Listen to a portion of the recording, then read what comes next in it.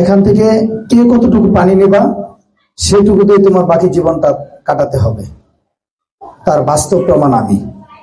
আমার শিক্ষাগত যোগ্যতা সর্বোচ্চ পঞ্চম শ্রেণী পাস করছিলাম নাকি সেটা সন্দেহ আছে।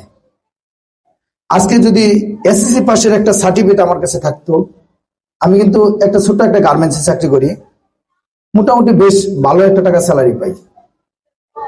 আমার শিক্ষাগত যোগ্যতার যদি স্যালারি হিসাব করি, আমি স্যালারি পাওয়ার কথা সর্বোচ্চ 8 থেকে 10,000 টাকা। ওই কোম্পানি থেকে আমাকে স্যালারি দেওয়া হয় 42,000 টাকা। আজকে যদি আমার এসএসসি পাশের সার্টিফিকেট থাকতো তাহলে আমার স্যালারিটা কত টাকা হতো?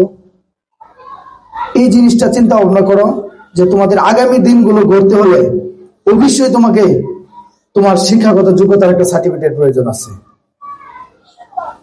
এই বলে সকলকেই ধন্যবাদ জানিয়ে এই স্কুলের সফলতা কামনা করে আমি আমার কথা শেষ করলাম। আসসালামু আলাইকুম ওয়া রাহমাতুল্লাহ।